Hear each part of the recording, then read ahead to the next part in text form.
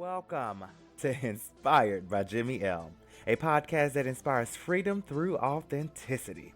Take our shows and use them, honey. Use them to listen to your gut, your intuition, and allow them to give you the courage to be free in every area of your life. We believe that success and happiness is a personal thing. Now redefine it on your terms. This show was designed to give you practical tips from realistic people who have decided to no longer keep up with the Joneses. Now, your intuition is your roadmap, but this show is here to give you more courage to simply listen. And to add, we are not pleading for ratings and reviews, but please be sure to subscribe and share every single show if you are inspired. I'm your host, Jimmy Warr Mize. Now let's get into the show. I say when I do the executive coaching, I sat down with one gentleman, and he has a team of people that he's leading, and he's a big numbers person, but not the connection person. And I said, organizationally, there's a lot of things here, and I don't do organizational or strategic leadership. I say I do common sense leadership. Okay. So I said, well, who are the people on your team? What's their superpower? Have you told them that lately? Oh, no, I haven't. Okay, so the homework would be to either say it face to face or text it to them. Email, however you're going to do it. And it made such an impact because when was the last time or when would they have ever gotten it? When would they have ever gotten it? And then we start something called an evolving pyramid of how we get these people that, who do you trust here? Who do you trust here? And then we start creating a team of that. Stop trying to change the whole system all at once. It don't work like that. Ain't nothing ever worked like that. At all. Ever. So so I'm the leader. Who do I trust? Okay, now who do they trust? It's kind of off of that, those pyramid schemes they talk about. You get somebody, and then you get somebody. But now we got a group of people, and now we can work with these people who are already bought in, and eventually it expands to the point where the people who now we're speaking from a leadership standpoint, we're speaking your language, we're protecting you, we're building you, we're impacting you, we're influencing you, we're doing all of this, and we're doing this regularly. The negative Nancys and negative Nicks eventually will leave. Or at least be illuminated. You'll see them so much easier, and they will look so different because the positivity has become commonplace. The building has become commonplace, and you're now out of place. So either get on or get out. And if you're burnt out or I say bored out, because sometimes we're not burnt out, we're bored out, and there's two different things. They are. They are. They are. Yeah, and maybe it's just time for you to go. It was time for me to leave the company that I had left because there was nothing that was going to get me back to my best positive state there. It had ran its course for me. I became a problem. I became a cog. I did everything that I'm talking about now wrong. Or when you're I don't want to say the smartest person in the room, but when it's becoming so repetitive and so easy for you, which is kind of where I am now. I'm like, it's time to transition into something else, either into another department or completely out of the company. It's getting too easy. I know. I don't want to hold you all morning because I've been talking to you all morning about leadership. I love leadership. I promise you, I do. I got a question. One final question for you. Say there's a person within an organization that has this mindset that may not necessarily be the supervisor, manager, or director, but that has this mindset where they're wanting to change. They're wanting to become better as an individual, whether within that organization or not. The idea is there that they want to be better. What, from a practical standpoint, what would probably be the first thing that you would suggest that they do? Two things. One, I'll share from the company side, the business side at work, and then the other I'll share from the professional, the personal side. I call it the get great question. A lot of times people at companies, especially if you're an entry-level person, whether, maybe the mindset isn't that I can be more or do more or no more. And sometimes we don't know what more is. We don't even know our options. See, when you're on a team, a sports team, when I work with athletics, they know their option. The top spot is to start. I want to start, I want to be All-American, or I want to be Hall of Fame, or whatever it is. The options of what's next is very visible. Okay. Where when you're at a company, entry level or wherever, you don't know all the options available to you. So you're going along with the school of fish you're at. Yeah. You know, so I call it the get great question. And it's along the premise of we have to make our coaches coaches. Sometimes we have to take responsibility for our leaders leading us, because they can be so busy being busy, they're forgetting the lead. Okay? They're stuck behind the desk. They haven't walked around. They haven't talked to anybody. They haven't connected. They're busy. So you got to stop them from being busy. And if you're not willing to do that, then you're not ready. You know, so being able to pull your supervisor, leader, whomever to the side and say this: I want to be great here, or I want more. I feel like I can do more. Can you help me? What is it that I need to do? And then we need to be quiet and listen. Okay? Oh my God. Wait a minute. So we need to be quiet and listen. Now, here's the trick. Wow. This is most likely what's going to happen. Okay? Whenever you ask that question, it's how and when we ask the question. We have to be prepared for, oh, no, you're doing great. Just keep doing what you're doing. And that's bull crap. Okay? I'm going to say this is bull crap. Okay? And I'm going to say do this in every area of your life. You do it with your wife, your husband, your kids, your mom, your dad. It's always the same. We have to understand people. When you ask this get great question, I want to be great, or I want to be better, or I want to do more. Can you help me? What is it that I need to do? Most people aren't prepared for that question. Most people are busy on their way doing their million things to stop and give you a full answer. Most people don't, maybe they don't even trust that you can take their answer. So they pacify you. That's the leader's pacification, okay? So they pacify you. So if they do give you an answer, okay, great. You consume that information, and we don't go dukes up ready to fight. We don't disconnect. We process and consume and say, okay, is what they need from me reasonable, doable, and fair, and am I willing? And if yes, you do it, and you do it a bit past your comfort zone. Not so much that you wind up hating what you're doing, okay? So if they don't, and if they give you that random, oh, you're doing great, just keep doing, no.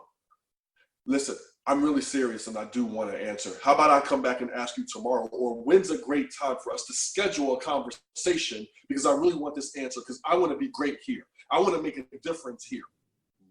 Now we're allowing them and giving them permission. We're giving them permission to tell us some things that they don't think we can hear, or may be hard for us to hear. We're also giving them time to prepare a full thought. Okay? So if you ask this question, do not take the easy answer of you're doing great. I just did it yesterday with my wife. I love my wife. I said, I want to be the best husband I can be in the world. If I get hit by a bus tomorrow, you'll find somebody else, but you won't be like me. You know? So my question, what I said to my wife, I said, hey, listen, she's taking care of the baby a lot. I'm running, doing the business. She has her maternity leave, but I'm still working, you know? So I came to her and said, listen, what is it that you need from me today? Oh, no, I'm fine. No, I really want an answer to what specifically you need from me so I can be of service to you. I'm out there servicing the world. How can I, oh, well, when you come back, if you can give me like 2-3 hours so I can catch up on all of this stuff, that would be great. Done. Okay, now I got my answer. Now I'm off. And when I come back, I got you. So being able to ask the get great question. Now in your personal life, ask that get great question. Use it for your personal relationships as well, same process, but also those 5 points of the day. You want to do more, you want to be more. Maybe your job will do it. Maybe they won't. Maybe they'll stonewall you, maybe whatever. There's only so much we can control about that. But from a personal leadership standpoint, start consuming things that make you great. So when I get in the car in the morning, and my kids get in the car in the morning, I don't listen to the radio. I don't listen to the morning shows. We put on motivational videos. I will put mine on, but they're tired of hearing me preach. They don't want to hear it. My son is home. My sons are home for the summer. My daughter's home for the summer. I send things right to their phone. Instead of 20 minutes of reading, which I do want you to read, but we go to the library, all that. Here, I want you to listen to this video. Take 20 minutes and listen to this. Put this in your spirit before you get up and get on Fortnite or start your day and do that. Hey, Look, Fortnite is important. after you do your motivational stuff, you know, and then doing things to build you throughout the day. And one of the best things that we can do throughout the day, which most people struggle with. See, a lot of people, if you're a type A person, you might have a list. You got a list of the things you did, and what that list will do, it may make you productive, but more likely it's only going to make you busy. It can. So you're busy crossing things off. At the end of each day, if you want more, you want to be more, ask yourself this. Write it down if you need to. What's your biggest daily accomplishment? What was your big daily accomplishment for today? And do it every day, 5 days a week. 5 days a week out of your work week. It's amazing. Once you start going to bed with that answer, you feel a little bit more accomplished. You feel a little bit more ready for the day and eager because you feel like you beat the day. There was a big part of your day instead of you woke up, droned about, went to the job you didn't like, you know, came back and did all of the things you have to do. Yeah. No, I woke up. I was inspired throughout my day because I did those 5 things throughout the day, those 5 points for myself. I asked to get great questions. I did something. And then at the end of my night, I get to say, what was my biggest accomplishment of the day? And I have an answer. I have an answer, which makes every day purposeful, which makes every day powerful, what makes every day a possibility. You start doing that day after day, week after week, month after month, making a habit. How can your life not improve? How can you not start thinking about your life in a different way?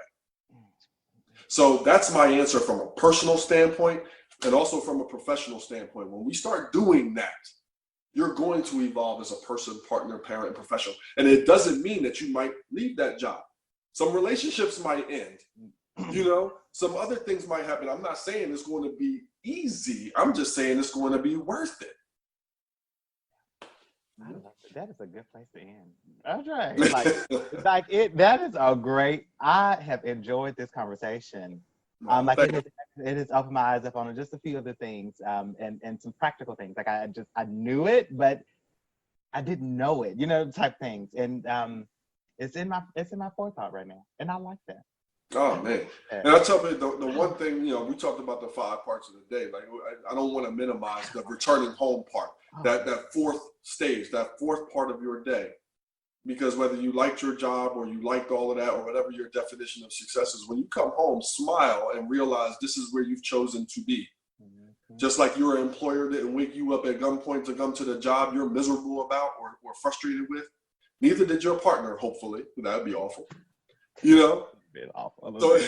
So come home with a smile, understand what you need, so you can fuel yourself up. I said, listen, I need 15 minutes. Give me 15 minutes to change my clothes or whatever. I need the gym 3 times a week. And then it allows me to rejuvenate and be super dad, super husband. Mm-hmm. You know? So find quality, because what goes on at work is going to trickle on in on the home, and what goes on at home is going to trickle on in the work. So be conscious to make both great. I just had this conversation with one of my managers. He's been married for a little bit less than a year.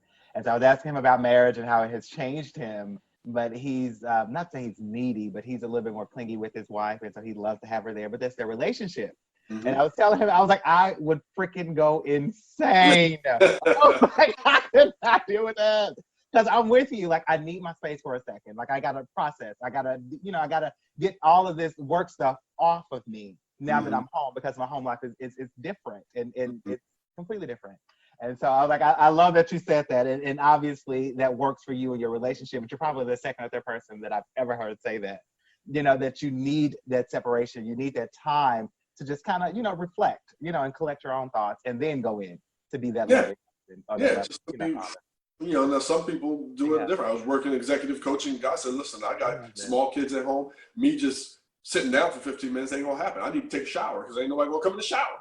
So I just wash the day off me. So, you know, get what you need, but how you explain what you need. Look, I want to be the best for you and for us. And I have found that if I do this, I'm going to be better for you. Is this going to be good? 100%. Because now I'm saying I want to be great for us, not selfishly, this is what's going to happen or this is what I need, deal with it. No. I want to be a great husband. I'm going to be a better husband. I'm going to be a better wife to you if I can come home and do this. And then I'm all yours. What you need, you know? So I don't understand. It's funny you said that about the kids thing there. And because my mother did it. Like she used to suffer from migraine, so we knew when she got home, the first 20 to 30 minutes, it was don't talk to mom. Like she would have to go into a room, cut the lights off. Like she used to really suffer from them quite badly. And I'm like, and I don't understand, kids now. Like, what do you mean you can't get away from your kids right now? Like, I don't understand. Well, we've done a poor job of setting expectations, and whether it's at work or following through. I just put out a quote. You have to have a vision for your life, whether it's at home or wherever. But a vision without expectations is just hope. And expectations without consequences is merely suggestions. So you haven't set you don't have a vision, or if you do have a vision, you're gonna be frustrated if you don't set up expectations that people understand, know, and respect. And they only respect it with consequences. So it's unfortunate, but that's people. That's how it is. Yeah. Anywhere, any team, anything, any job, anything in your household. So, but we have to understand what other people need. I need that 15 minutes. I need the gym 3 times a week. My wife don't need that. My wife can walk in the door and steady talk about work and talk about anything and everything and just hit the ground running. My wife is OCD. What my wife needs, she needs time to clean and organize. I don't want to do that at all. But I need to relaxation. But I need to be able to take my daughter and give her those 2 hours or so to organize her life, because the more organized she is, the more her mind can calm, and the more calm her mind is, the more I get of her. So I got it. Yeah. So we don't need the same things. That's fine, because we respect the needs of the people around us, whether it's going to be employee, partner, kids, or whatever. And we need to be curious enough, because sometimes it changes. So evolving. I enjoyed talking to you. This has been fantastic. One last thing. So I know I have the books. Can you confirm the website for me? And I'll make sure that I have it linked up. It's youevolvingnow.com. So YOU evolvingnow.com. I always get is it the letter U. There's an app. So if you're listening, I hope you download the free app. It's called YEN Push. So Yen Push. And now the notification. Say that one more time. The app is called Yen Push. YEN Push. Gotcha. You allow the notifications, and on Monday you're going to get a question of the week, and they end with, do you know your partner's answer? Do you know your kid's answer? And you can put anybody in that spot. You're going to get a video, my thought of the week, on Wednesdays. You get a blog on Fridays. You get my personal quote on Saturdays, and then we do have dream leaders. So on my team, I partner with a health and wellness dream leader, male and female. We have a financial dream leader, because we want to complete the circle of you. So you'll get life tips throughout the month as well on Sundays. So download that, and I look forward to connecting with you. And I love doing what I get to do. So if I can make an impact, let's do something. I truly hope that you have absorbed all of this information, especially if you're big on leadership, if you're really huge on reaching that new dream or reaching that new goal that you have set for yourself or your team. I really hope that you take to heart what Mr. Andre Young has said. This month has been amazing, and this interview actually went 20 minutes over than what I ever intended for it to do. But that happens when like-minded individuals have a lot to say, a huge impact to make. And when they get together, things come up, things come out that are actually meant for the world. And so I'm really proud to be able to have been a part of this with Mr. Andre, and his interview and his tips are just remarkable. So I hope you enjoyed this month. I cannot wait to see you all next month. If you're looking to get a hold of Mr. Andre Young, make sure you go to his website, You Evolving Now, and that is You spelled YOU. Also, you all know me. No matter what the hell you're doing, no matter what podcast you're listening to, no matter what goal you are on, make sure you are doing everything for you and not to try to keep up with somebody else. Because keeping up with the Joneses, it's not going to end well for you, darling. It's just not. So leaders, let's step up and lead the way. I love you guys as always. I'll see ya first thing in the morning on Instagram. Actually, and Facebook. And now TikTok. See ya.